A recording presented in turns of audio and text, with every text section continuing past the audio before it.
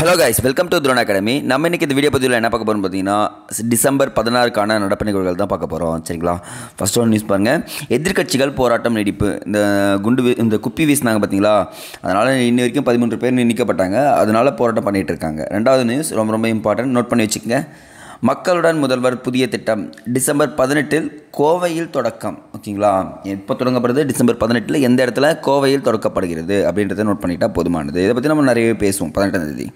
சரிங்களா? அடுத்தது, சிறுமி பாலியல் வன்கொடுமை வழக்கு. உத்தரப்பிரதேச பாஜக எம்எல்ஏக்கு 25 ஆண்டுகள் சிறை. தப்பே இல்லைங்க. ஓகேங்களா? இவரெல்லாம் பார்த்திங்கன்னா 25 50 வருஷமே கொடுக்கலான்னு நான் சொல்லுவேன். ஏன்னா இந்த ஹிஸ்ட்ரி அவ்வளோ ரொம்ப மோசமாக இருந்துச்சு. பட் ஓகே, இவங்களுக்கு நமக்கு டிஎன்பிசி ரிலேட்டட் என்னென்னு பாருங்கள். இந்திய தண்டனை சட்டத்தின் 376வது பிரிவு என்ன சொல்லுது பார்த்திங்கன்னா, பாலியல் வன்கொடுமையை பற்றி பேசுகிறாங்க. ரெண்டாவது, பாதிக்கப்பட்டவரை யாருன்னா மிரட்டினாங்கன்னா 506வது நோட் பண்ணி வச்சுக்கோங்க. பாதிக்கப்பட்ட பெண்ணை யாருன்னா மாட்டினாங்கன்னா இந்திய தண்டனை சட்டப்பிரிவு 506 பயன்படுத்துகிறாங்க. என்ன பண்ணால் பார்த்தீங்கன்னா, இரு பிரிவுகள் பாலியல் குற்றச்சாட்டுகள் பயன்படுது. அது மட்டும் இல்லாமல் போக்சோ ஆக்ட் இதுவும் போடப்பட்டு என்ன பண்ணிட்டாங்க, 10 லட்சம் அபராதமும் 25 ஆண்டுகள் சிறையும் கொடுக்கப்பட்டிருக்குன்னு சொல்கிறாங்க. டிஎன்பிசி ரிலேட்டடாக இதை மட்டும் நோட் பண்ணுங்கள், போதுமானது.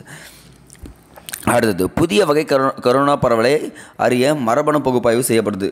உண்மையாகவே கரோனா பரவிட்டு இருக்குது. ஸோ முடிஞ்ச அளவுக்கு ஜாக்கிரதையாக உங்களை நீங்கள் பாதுகாத்துக்குங்கன்னு நான் சொல்கிறேன். சரிங்களா? ஓகேங்க. நெக்ஸ்ட்டு மீதி எல்லாமே பார்த்திங்கன்னா உதவித்தொகை நிவாரணம் தான் போயிட்டுருக்கு. ஸ்ட்ரெயிட்டாக நம்ம சென்டர் பேஜ் வந்துடலாம். இங்கே பாருங்கள், ஊடுருவிகள் அகதிகள் அல்ல அப்படின்ற ஒரு நியூஸ் கொடுத்துருக்காங்க. அது என்ன சார் ஊடுருவிகள் அகதிகள் அல்ல அப்படின்னா, இந்திய குடியுரிமை சட்டத்தில் திருத்தங்கள் செய்யப்பட்டுள்ளது அப்படின்றாங்க. அப்போ இந்திய குடியுரிமை சட்டம் எப்போ போடப்பட்டதுன்னா 1955ஆம் ஆண்டு. இது திருத்தம் எப்போ செய்யப்பட்டதுன்னா 2019ஆம் ஆண்டு திருத்தம் செய்யப்பட்டது. அப்படின்னா அண்டை நாடுகளில் இருந்து விரட்டடிக்கப்பட்ட மத சிறுபான்மையினருக்கும் குடியுரிமை வழங்கலாம்னு சொல்லிடுறாங்க. புரியுதுங்களா? ஏன்னா இங்கே பாருங்களேன், ஆப்கானிஸ்தான், வங்கதேசம், பாகிஸ்தான் ஆகிய 3 நாடுகளிலும் பெரும்பாலானோர் யார் இருக்காங்க பார்த்தீங்கன்னா, இஸ்லாமியர்கள் இருக்காங்க. ஆனால் அந்த 3 நாடுகளிலும் சிறுபான்மையினர் யாருன்னு பார்த்தீங்கன்னா, இந்துக்கள், சீக்கியர்கள், பௌத்தர்கள், சமணர்கள், பார்சிகள், கிறிஸ்துவர்கள். இவங்க எல்லாருமே இங்கே அங்கே இப்படி இருக்காங்க, சிறுபான்மையினராக இருக்காங்கன்றது சொல்கிறாங்க.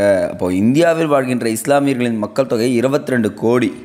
அதே சமயம் பாகிஸ்தானில் 23 கோடியும், வங்கதேசத்தில் 15 கோடியும், ஆப்கானிஸ்தானில் 4.5 கோடியும் இஸ்லாமியர்கள் உள்ளனர்னு சொல்கிறாங்க. சரிங்களா? இதனால் என்ன ஆயிடுச்சுன்னா பார்த்திங்கன்னா, மற்ற இப்போ வெளியே இருந்து வந்தாங்கன்னா அவங்களுக்கு பார்த்திங்கன்னா வேலை வாய்ப்பு அதிகமாக கிடைக்குது, நமக்கு கிடைக்கல அப்படின்னு சொல்லிட்டு சில பிரச்சனைகள் போயிட்டுருக்கு. பட் நம்ம ஃபேக்சுவலாக இது மட்டும் தெரிஞ்சுக்க வேறு எதுவுமே தேவையில்லை.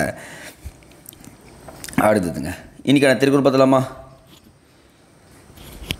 பொறியின்மை யாருக்கும் பழி அன்று, அறிவறிந்து ஆள்வினையின்மை பழி அப்படின்னு சொல்கிறாங்க. அப்படின்னா ஒன்றும் இல்லை, நன்மை விளைவிக்கும் ஊழ் இல்லாதிருத்தல் யாருக்கும் பழி இல்லை. ஆனால் அறிய வேண்டியவற்றை அறிந்து முயற்சி செய்யாமல் இருத்தலே பழின்னு சொல்கிறாங்க. செய்யக்கூடிய எந்த விஷயத்தையும் உனக்கு தெரிஞ்சு அதை நீ அமைதியாகவே இருந்தனா அதுதான் உனக்கு மிகப்பெரிய பழியாக சேரும்ன்றதையும் இங்கே சொல்கிறாங்க. நோட் பண்ணி வச்சுக்கோங்க இந்த திருக்குறளை. அடுத்து வந்துடுச்சு, குரூப் 2 தேர்வுகள் முடிவுகள் சீக்கிரமாக வந்துடும்ன்றதை நம்பலாம். சரிங்களா? எனக்கு என்னென்னா இந்த சில விஷயங்கள் ஒரு சீரியஸாக எடுத்துக்கலாம். பட் வரும், அந்த வர்றப்போ என்ன பண்ணிடணும், அடித்து தூக்கணுன்றதை நான் இங்கே சொல்கிறேன். சரிங்களா? ஓகேங்க. அடுத்தது நெக்ஸ்ட் நோட்டிஃபிகேஷன் வந்தோடனே என்ன பண்ணிடணும், உட்காந்து படிச்சிடணும். நீங்கள் அதுக்கு முன்னாடியே முடிச்சிடணும். இங்கே ஒரு கொடுத்துருந்தாங்க, கொஞ்சம் மனசு பக்குனாச்சு. பரவாயில்ல. பாஜகவின் வெற்றி ரகசியம் என்ன அப்படின்னு சொல்லிட்டு கேட்டிருக்காங்க. 3வது முறையாக பாஜக தான் வரும்னு சொல்கிறது இங்கே சொல்கிறாங்க.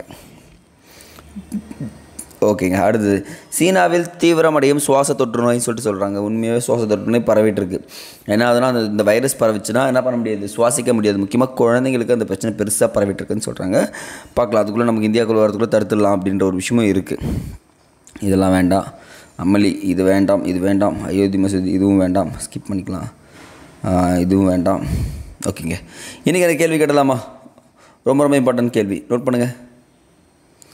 பிரதம மந்திரி மாத்ரு வந்தன யோஜனா எந்த ஆண்டு தொடங்கப்பட்டது, எந்த தேதி? ஓகேங்களா? இதை பற்றி ஃபுல்லாக படிச்சிருங்க. ஆனால் எனக்கு என்ன தேவைன்னா, பிரதம மந்திரி மாத்ரு வந்தன யோஜனா எந்த ஆண்டு தொடங்கப்பட்டது, எந்த தேதின்றதை கமெண்ட் செக்ஷனில் மறக்காமல் கமெண்ட் பண்ணுறேங்க. ஓகேங்களா? அடுத்த வீடியோ பதில் சந்திக்கலாம். நன்றி.